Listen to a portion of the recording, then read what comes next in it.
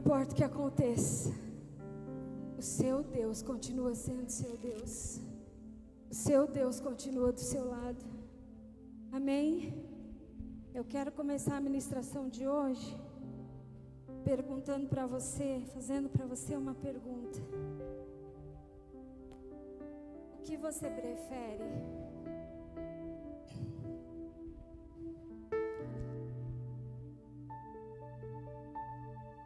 Você prefere fazer café? Ou você prefere pregar?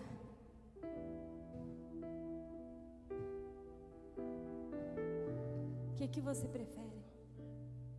Você prefere fazer café?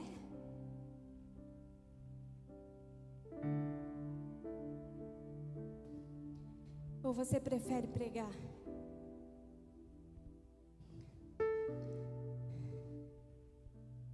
O Isaac está indo. O que você prefere, Isaac?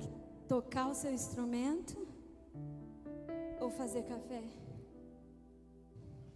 Tocar seu instrumento. Por que eu estou fazendo essa pergunta?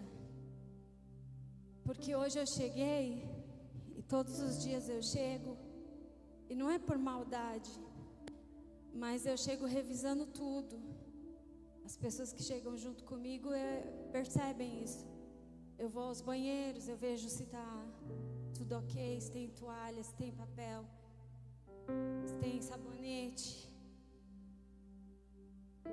Aí eu vou na escolinha, olho, vejo se não tem nenhum bicho. Se tiver, a gente grita, chama alguém para matar. Às vezes acontece de aparecer alguma barata, alguma coisa, né? Lagartixa.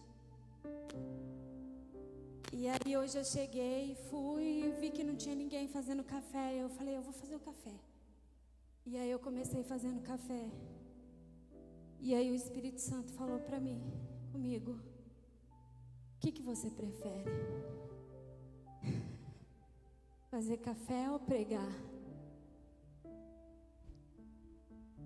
E por uns minutos eu fiquei assim pensativa. Eu falei, como assim? Não estou entendendo. Prefiro os dois. Um, porque eu tenho prazer de fazer. E não estou falando isso para constranger ninguém, nem para... Eu amo fazer o serviço da casa de Deus. E o outro, porque não é que eu fui impelida ou obrigada, mas foi algo que Deus colocou nas minhas mãos. Um dos meus instrumentos é ministrar a palavra do Senhor. Desde muito jovem na igreja, nasci na igreja. E eu sempre vi as minhas tias cantando no coral, cantando nas irmãs. As minhas primas cantando nos jovens. E eu bem pequenininha na igreja. E eu sempre tive o pensamento de fazer a obra do Senhor. Sempre tive o pensamento de trabalhar na casa do Senhor, mas eu não tinha noção de que o Senhor ia me chamar para tal obra. E o que tem a ver o café ou pregar, bispa? Quem respondeu aí na sua mente, eu prefiro fazer o café,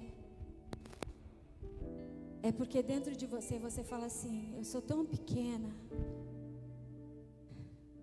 que para mim fazer o café tá bom. Que para mim ficar lá escondidinho dentro da cozinha tá bom.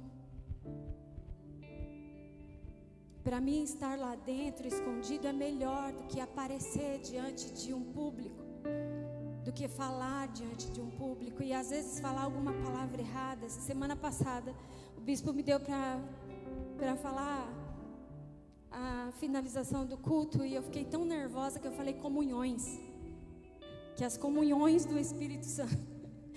E depois eu fiquei com aquilo a semana inteira na cabeça. Gente, eu falei, comunhões? Não é comunhões, não existe essa palavra. Fiquei com aquilo dentro de mim, mas por quê? Porque o nervoso às vezes nos impele e nós falamos palavras que não eram para ser faladas. Mas tudo vem do nervoso. E se você é essa pessoa que falou dentro de você, eu preferia pregar. Eu preferia estar lá ministrando, falando. Então por que você ainda não faz isso? Qual é o bloqueio que te impede de fazer isso? O que é que te impede de ministrar a palavra do Senhor? E aí eu encontro diversas pessoas falando para mim assim: porque eu nunca tive oportunidade. É mentira. Vou falar igual a menininha da internet: mentira. É mentira, mamãe. É mentira. Sabe por quê? Porque nós temos diversos lugares onde nós podemos pregar a palavra do Senhor. Diversas oportunidades de falar que Jesus Cristo vive, que Ele morreu na cruz do Calvário, mas que Ele ressuscitou ao terceiro dia e que Ele está vivo, à destra do Pai, à direita do Pai, esperando somente um momento para vir buscar a igreja dele. Fale isso para a pessoa que está do seu lado. Qual é a situação que te impede de fazer isso? Aí vem uma situação que eu encontro em diversas pessoas. Diversas pessoas falam isso. Mas eu tenho receio, eu tenho medo. Abre sua Bíblia comigo, lá no livro de Gênesis, no capítulo 33. Eu tenho medo, bispo, eu tenho receio de fazer isso. Tenho medo de chegar na minha vizinha e falar: eu também tenho medo. A minha vizinha tem uma cara meio...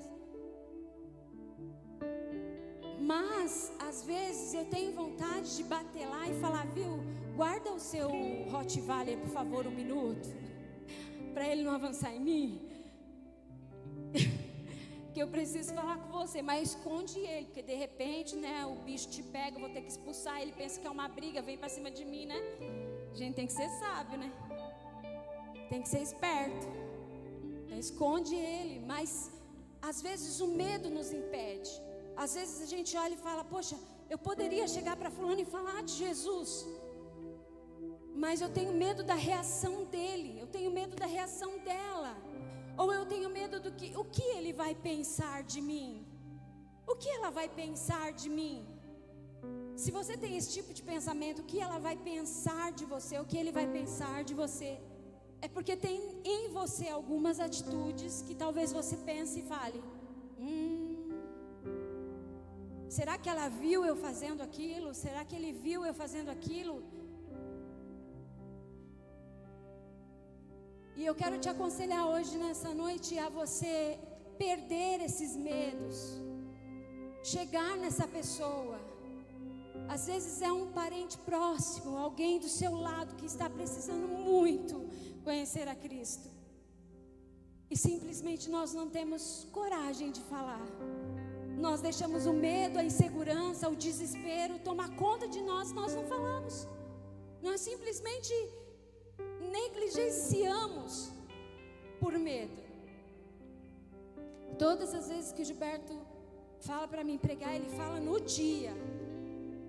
De manhã ele fala: hoje você prega. Eu já falei para ele: olha, eu não gosto disso. Eu sou uma pessoa metódica. Sabe aquelas pessoas que têm quase toque? Aquelas pessoas que gostam tudo ritmado, se possível escrito, tudo que vai fazer no dia. Eu sou mais ou menos esse tipo de pessoa. E eu falo para ele: poxa vida, você podia ter me falado há uma semana. Não, mas eu estou falando para você preparar várias palavras, vários tempos, mas não é assim. E por um instante eu pensei em falar: não, fala para outra pessoa pregar, fala para um dos pastores. E aí ele pegou e falou assim na mensagem: sabe qual é o tema, né? É bloqueios. Aí eu falei: vixe, ai meu Deus, podia ser um pouco menos, né? Por quê? Porque o Espírito Santo já me impeliu. Por que você se bloqueia tanto? Por que você coloca essa parede entre eu e você? Por que você coloca essa parede e não quer usar um instrumento que eu coloquei na sua mão? Fui eu que coloquei na sua mão. Eu falei: nossa, não precisava bater tanto, não precisava dar tão forte. E o Espírito Santo falando comigo: olha, é sobre isso que eu quero falar com você. É sobre não deixar o medo te dominar ao ponto de negar a Cristo. Chega numa empresa para fazer uma entrevista E tem lá, qual é a sua religião? Ah, e agora? Se eu colocar cristão e ele não quiser me admitir? E se eu não colocar nada e ele não quiser me admitir? E se eu não colocar nada e ele me admitir por eu não colocar nada? Você está negando a fé de Cristo. Qual é a religião que você pertence? Qual é o caminho que você segue? Qual é a diretriz e base que tem na sua vida?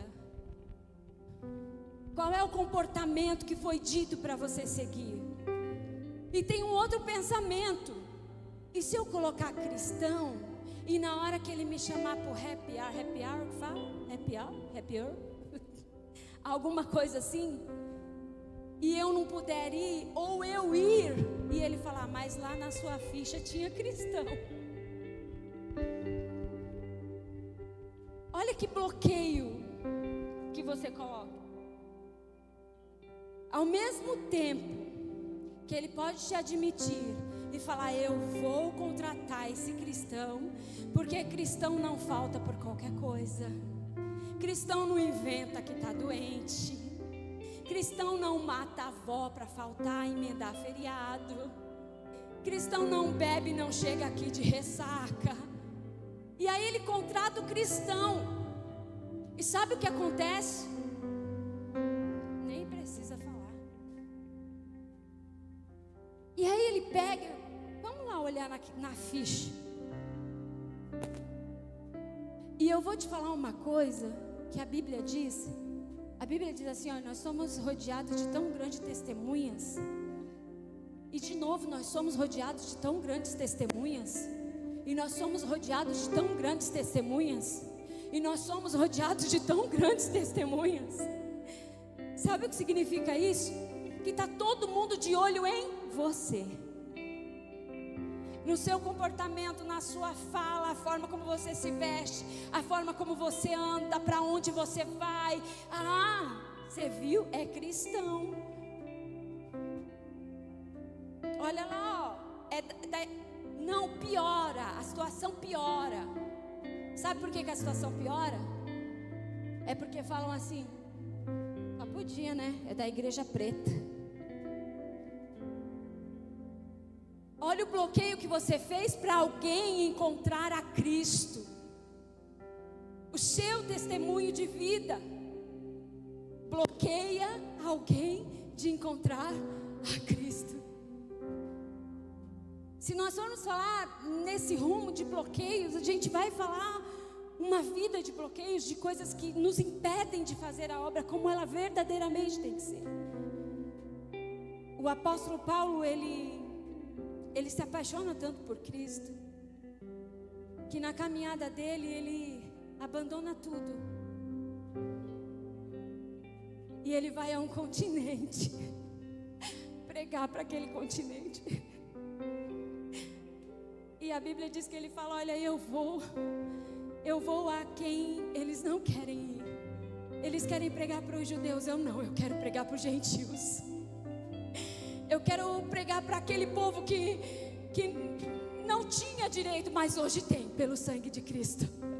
É para esse povo que eu quero pregar. Talvez ele podia ficar no cantinho dele, ele podia ficar lá, ele podia até ser preso pelas coisas que ele havia feito, mas ele podia ficar lá. Não, eu não vou a tal continente, eu não vou pregar. Mas o Espírito Santo disse a ele, você vai, Paulo. Ele disse, então eu vou. Chega uma época que ele fala assim, olha, para mim o viver é lucro, é ganho. Para mim o viver é Cristo. E o morrer é lucro, é ganho. O que ele queria dizer era, enquanto eu estou aqui, eu vivo Cristo. E eu acho isso lindo porque ele fala, eu vivo Cristo, eu ando com Cristo, eu prego a Cristo, eu me visto Cristo. Eu sou um pequeno Cristo, porque me tornei um cristão. E quando eu morrer, eu vou ver a Cristo. Ai, chora lá baixo.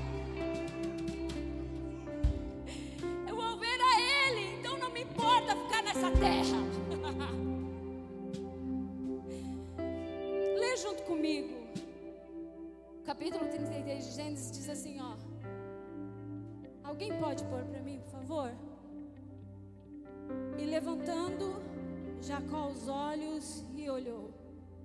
E eis que vinha Esaú e 400 homens com ele. Então repartiu os filhos entre Leia, Raquel e as duas servas. E pôs as servas e os seus filhos na frente, a Leia e seus filhos atrás, e Raquel e José os derradeiros. E ele mesmo passou adiante deles, inclinou-se à terra 7 vezes, até que chegou ao seu irmão. Então Esaú correu-lhe ao encontro, abraçou-o, lançou-se sobre o seu pescoço, beijou-o e choraram. O que isso tem a ver com bloqueio? Essa história é uma das histórias que eu mais gosto da Bíblia. É a história de quando Jacó está voltando da terra de Labão, e o Senhor fala para ele: volta para a terra dos teus pais, volta para lá. E ele volta. Só que o irmão dele vem ao encontro dele. E para quem não sabe, ele havia saído fugido da terra, porque o irmão dele queria matá-lo por causa da primogenitura. Os dois tinham tido um acordo passado. Esaú estava com fome, Jacó tinha feito um guisado, e ele disse: me dá o teu guisado. E ele falou: então me dá a tua primogenitura. Para que vai me servir? Então toma. E ali os dois começam uma briga. E quando é para Isaac abençoá-los, Jacó usa de artimanha junto com a mãe, o engana e não rouba a bênção do seu irmão. Já era dele. Esaú tinha dado para ele. Deu de mão beijada. Pelo menos eu entendo dessa forma. Para que me serve a primogenitura? A primogenitura era simplesmente tudo. Era o direito de herdar tudo. Era o direito de ser o chefe. E aí ele é ameaçado, vai para a terra do seu tio, encontra as suas esposas, casas, e o Senhor fala: volta. E no retorno, ele fica sabendo que o irmão está indo de encontro com ele. E aí Jacó fica desesperado, porque ele sabia que ele ia morrer. E ele começa a planejar: eu vou colocar as concubinas na frente, as servas das suas esposas. Naquela época se permitia a esposa ter uma serva. E essa serva, ela é direcionada àquilo que a esposa quisesse fazer. Então Lia e Raquel achou por bem dá-las a Jacó como esposas. E elas tiveram filhos dele. E ele pega e planeja: vou colocar elas na frente, porque se tiver que acontecer alguma coisa, dá tempo das outras fugirem. E ele coloca aquele mais amava, que era Raquel, e seu filho José lá atrás. Porque o pensamento dele era: não vai sobrar ninguém. Não vai sobrar ninguém. Ele vai matar todo mundo. Ele vai começar por mim e vai terminar no menor. Ele vai acabar com tudo, porque ele está com muita ira de mim. E aí ele começa a fazer todo um projeto, todo um trajeto. E aí ele fala assim: olha, passa todo mundo e eu vou ficar. E é lindo porque ele fica e passa a noite ali. E aí ele tem um encontro com Deus. Ali ele tem um encontro com Deus. No capítulo anterior, se você for ler, no 32, diz que ele tem um encontro com o Senhor. E tomou e fez passar o ribeiro, e fez passar tudo que tinha. Jacó, porém, ficou só, e lutou com ele um varão, até que a alva subisse. E esse varão que lutava com ele, a Bíblia diz que ele guerreava, e esse varão falava: me diz qual é o seu nome. E ele não falava, ele só queria a bênção. Sabe o que ele queria? Ele queria não morrer. Você tem noção do que é isso? Você clamar pela sua vida. Você falar: Deus, a única coisa que eu quero é um pouco mais de tempo de vida. É poder viver um pouco mais. É poder ver os meus filhos crescerem. Eu não sei se ele fez essa oração em pensamento, mas eu faria. Eu falaria: Deus, ó, eu escuto do meu pai que ele seria, o meu avô seria uma grande nação. Senhor, e se matarem todos os meus filhos, da onde vai vir essa grande nação? Você já viu uma pessoa que guerreia assim de forma extraordinária, ao ponto de falar: não, eu preciso, eu quero, eu necessito, eu não largo? Era Jacó naquela luta. Olha, se fosse eu falaria: ó, tudo depende do Senhor deixar eu vivo hoje. Eu não sei se você já teve esse tipo de oração, mas eu já tive esse tipo de oração. O tipo de oração de falar: ó, deixa eu te contar um negócio que eu sei que o Senhor já sabe, porque foi o Senhor que me falou um dia lá atrás que o Senhor ia fazer desse homem um grande pastor. O Senhor lembra disso? O Senhor lembra? O Senhor lembra que o Senhor falou que tinha um grande projeto na nossa vida? Que o Senhor ia nos levantar, que o Senhor ia levantar ele, que o Senhor ia pôr uma igreja na mão dele, que o Senhor ia levar ele para as nações. O Senhor lembra disso? A única coisa que eu quero é vida. A única coisa que eu quero é vida. E é isso que Jacó encontra. O medo dele era tão grande, e ele decide romper esse medo.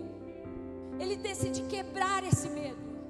Depois que ele passa aquela noite, que ele luta com aquele ser, que ele vence, que ele sai mancando, antes mancado que morrer.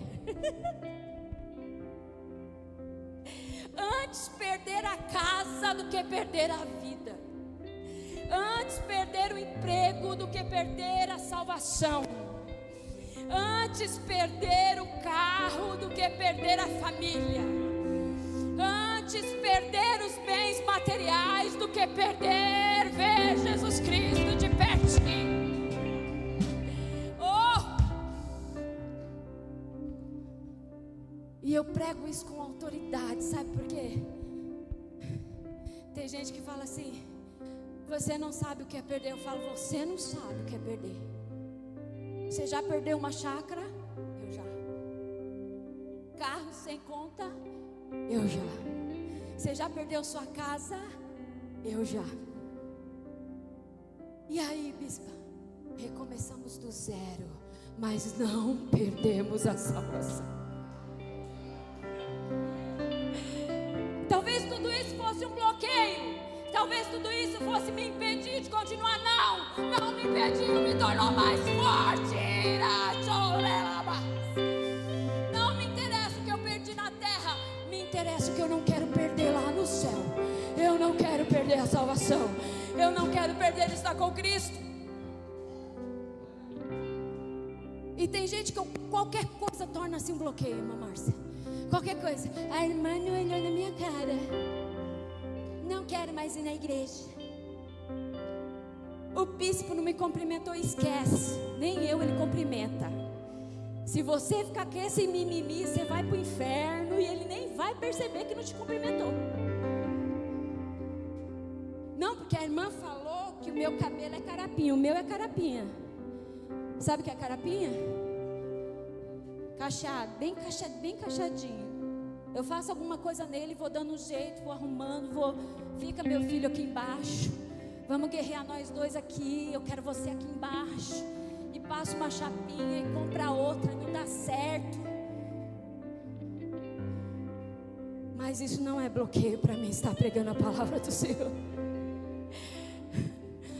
Teve uma época que eu cortei ele bem mais curto e bem cacheado, e eu vinha com ele meio black, assim, igual da Adriele. Eu me sentia a própria Adriele, quem sabe. O que eu estou tentando mostrar para você é que as coisas da terra não podem ser bloqueios para você entrar no céu. Sabe Sabe como é chamado esse capítulo de Gênesis? Ele é chamado de o bom encontro. O bom encontro. Sabe por que? Eu vou te explicar.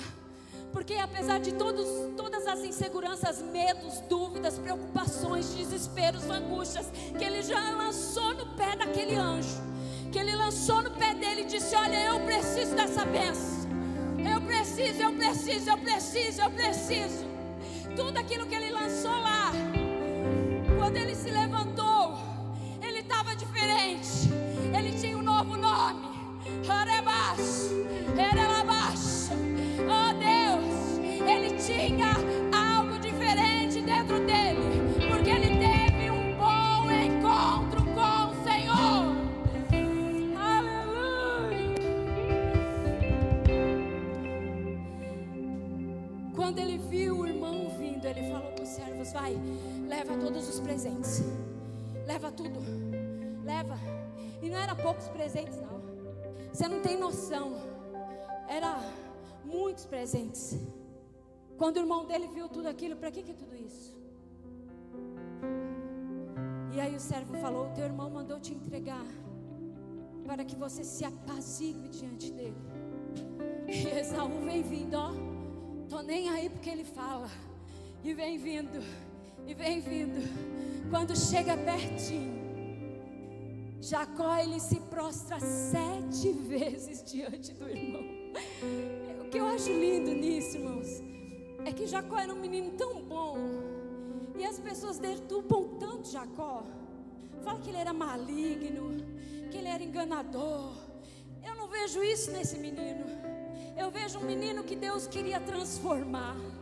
Eu vejo uma pedra bruta que Deus queria lapidar, para ser simplesmente o pai das nações de Israel. Só isso que ele ia ser, o pai das nações de Israel. Num ato de humilhação, 7 vezes, meu Senhor.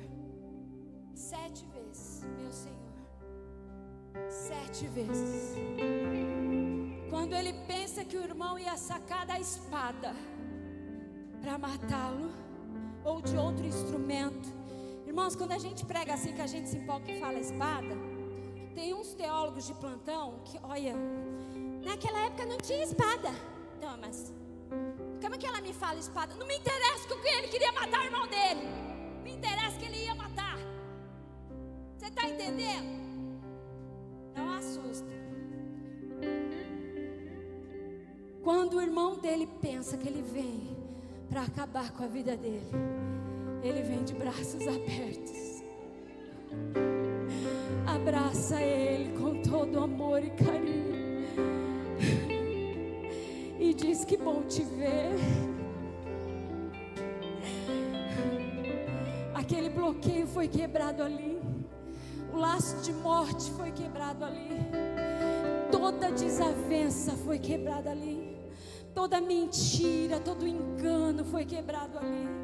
Tudo que haviam plantado na vida de Jacó foi quebrado ali. A partir dali, aí você olha e fala: e os dois seguiram juntos felizes para sempre? Não, a Bíblia diz que Esaú foi para cá e Jacó foi para cá. Por quê, bispa? Porque o Senhor só queria restaurar a aliança entre eles, mas não tinha projeto dos dois andarem juntos. O Senhor só queria quebrar aquele bloqueio. O Senhor só queria tratar com os dois. O Senhor só queria as duas nações juntas. Às vezes nós colocamos diante da nossa vida bloqueios. Às vezes nós colocamos diante de nós bloqueios. Às vezes nós colocamos diante de tudo aquilo que Deus tem para nós bloqueios. E por que eu estou falando isso? Porque eu coloquei muitos bloqueios na minha vida. Não, mas eu não sou capaz. Eu não vou conseguir, Senhor. E igual diz o bispo, na antiga religião, tinha-se uma forma de ministrar, uma forma de pregar. E quando nós fomos saindo de lá, a sensação que eu tinha é que o Senhor estava me lapidando, porque a minha forma de pregar era a forma de lá, era o jeito de lá. E eu falava para o Senhor, eu não sei como fazer. Dá a sensação de que eu não sei mais fazer como eu fazia antigamente, como eu ministrava antigamente. E antigamente a gente pegava o microfone e falava, e Jacó recebeu gado, e Jacó recebeu isso, e Jacó recebeu 4 mulheres, e Jacó recebeu, e Jacó... E o Senhor vai nos moldando, nos lapidando, nos ensinando. E eu falei assim, eu não sei mais como faz. E o Senhor foi me mostrando um novo jeito. Aquele bloqueio foi caindo por terra. E eu fui me apaixonando pela palavra de uma forma diferente. Eu fui me apaixonando pela palavra de um jeito diferente. Não do jeito de olhar para as mãos de Deus. Sabe o que significa olhar para as mãos de Deus? É quando você vem para a igreja só para atentar aquilo que Deus pode fazer por você, aquilo que Deus pode te dar. Ah, Senhor, tem gente que a oração não muda. Tem 30 anos na igreja, é 30 anos pedindo, é 30 anos mendigando, é 30 anos clamando. Ah, Senhor, eu quero isso. Ah, Senhor, eu quero aquilo. E esquece que o Evangelho de Cristo é muito maior do que isso. O Evangelho de Cristo não é comida nem bebida. O Evangelho de Cristo é poder de Deus para a salvação da humanidade. Aleluia! Esse é o Evangelho de Cristo. Esse é o Evangelho de Cristo. Não é o Evangelho do pede. Não é o Evangelho de Senhor, me dar almas. Senhor, eu preciso de almas. E sabe por que que Deus proveu para Abraão o cordeiro? Não foi para Abraão, foi para ele mesmo. Você não entendeu, senão você tinha dado glória. Quando você faz para Deus, Ele te dá meios de fazer para Ele.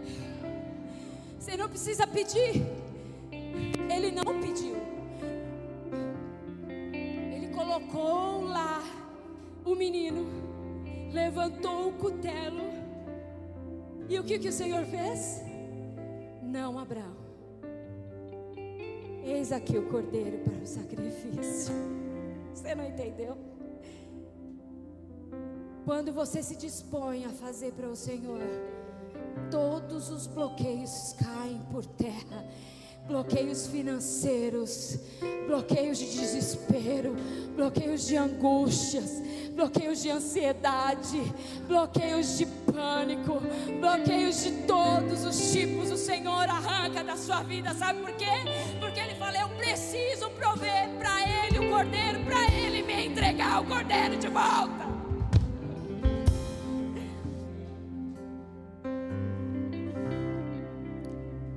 E hoje eu anotei uma frase que eu achei muito linda, essa frase.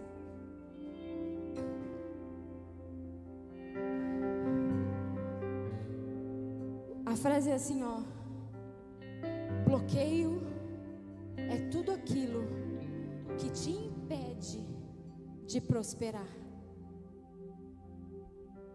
Bloqueio é tudo aquilo que te impede de prosperar.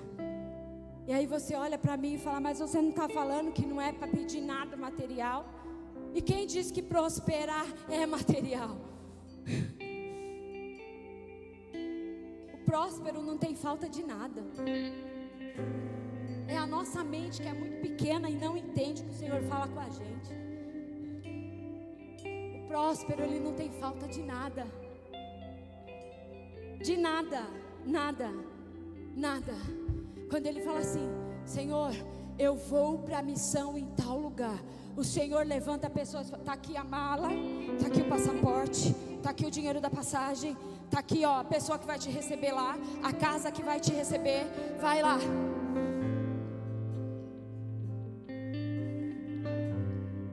Bloqueio é tudo aquilo que tira a sua prosperidade, em todas as áreas da sua vida.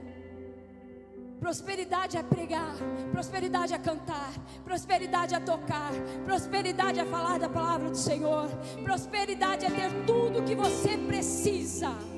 Para quê? Para devolver para Ele o cordeiro.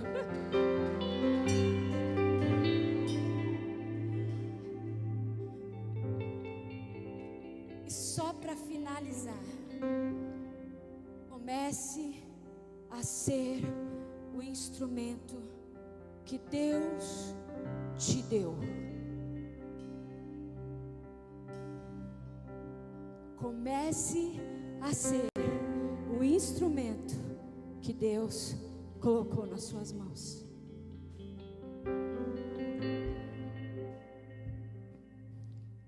Tire os impedimentos de dentro da sua alma.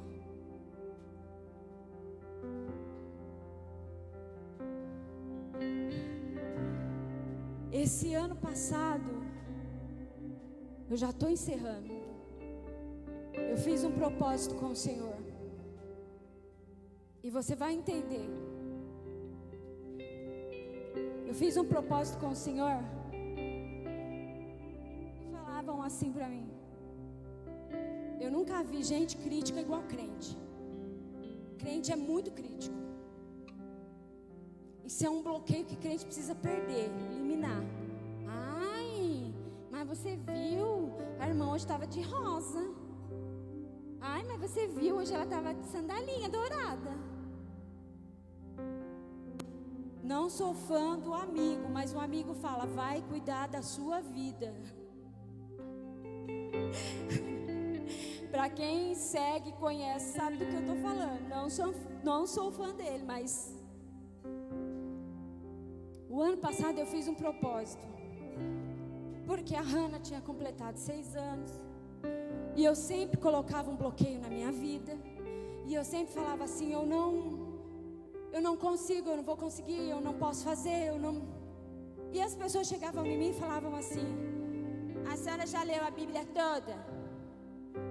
E eu falava assim: gente, eu já li a Bíblia toda, eu já li.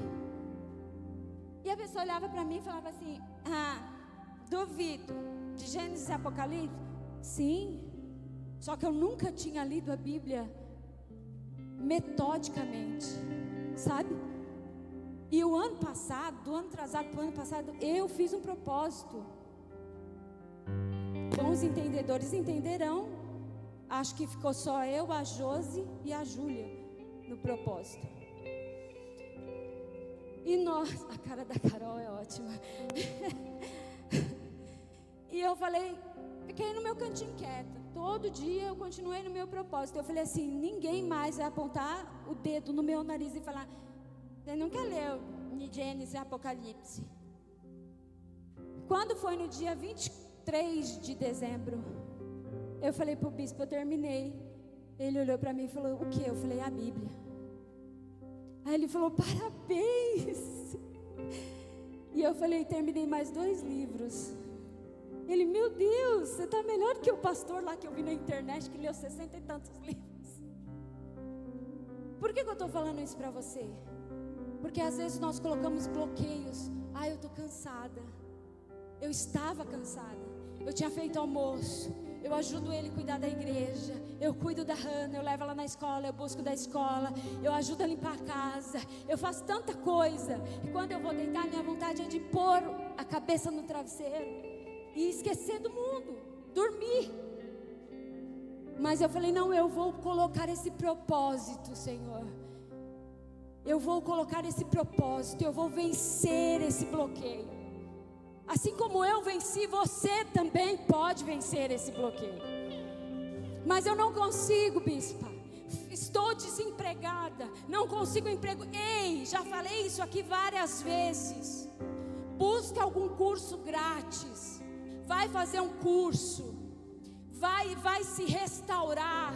vai fazer uma reciclagem da tua profissão, vai tentar entrar no mercado de trabalho de novo, faz coxinha para vender, faz pãozinho, faz bolo de pote, faz a poção do amor, faz qualquer coisa, mas levanta disso. Levanta. O que você gosta de fazer? Crochê? Faz crochê, pelo amor de Deus, e vende. Mas sai da situação de estar parasita, parado e falando: tem uma parede na minha frente. Arruma madeira, faz uma escada e pula essa parede. Pelo amor de Deus, levanta. Levanta. Sai da paralisia. Se anima, se encoraja, vai pra cima, vai com tudo.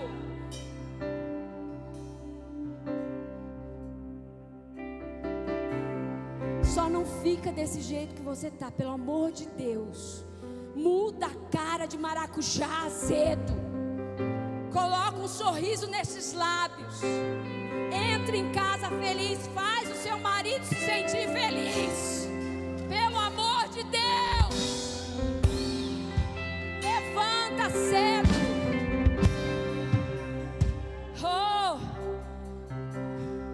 Não aguenta pagar cabeleireiro, faz igual eu. Compra uma. Mas faz qualquer coisa. Se anima, se encoraja. Entra no curso de cabeleireiro. Aprende a fazer algo. Lê a Bíblia 300 vezes. Aprende a pregar. Lê um livro. Faz qualquer coisa, mas não deixa essa barreira. Essa parede vai cair em cima de você, vai te enterrar viva. Sai daí enquanto é tempo.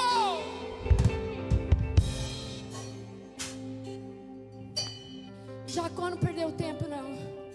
Ele falou: epa, meu caminho é por aqui, eu sei por onde eu vou. Quem me ensinou certo. Eu vou me jogar nos pés dele e eu sei que ele vai vir ao meu encontro.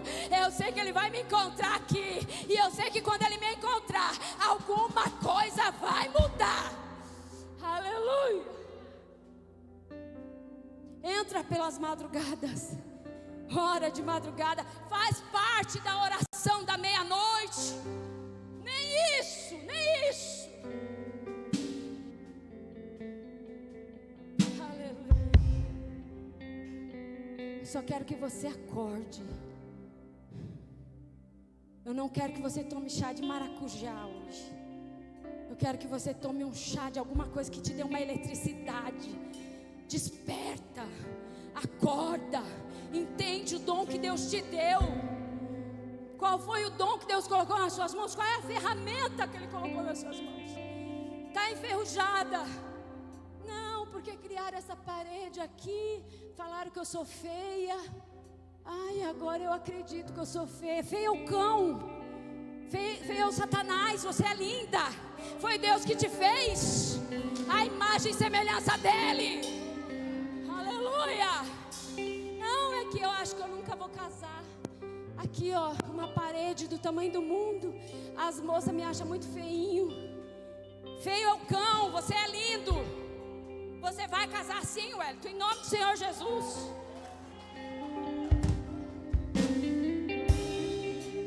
Estamos orando para isso. Levanta, reage, reage, reage, reage. Faz alguma coisa. Se ele não tivesse feito, morria ele, morria os filhos, morria as esposas, morria todo mundo. Reage. Não deixe o seu filho morrer nas drogas. Reage. Não deixe o seu marido morrer no álcool. Reage. Não deixa não o seu parente morrer daquele jeito. Reage.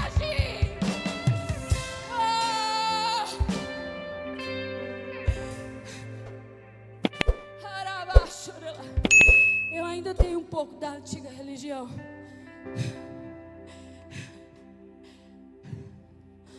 Fica de pé junto comigo. Cadê os adoradores de plantão?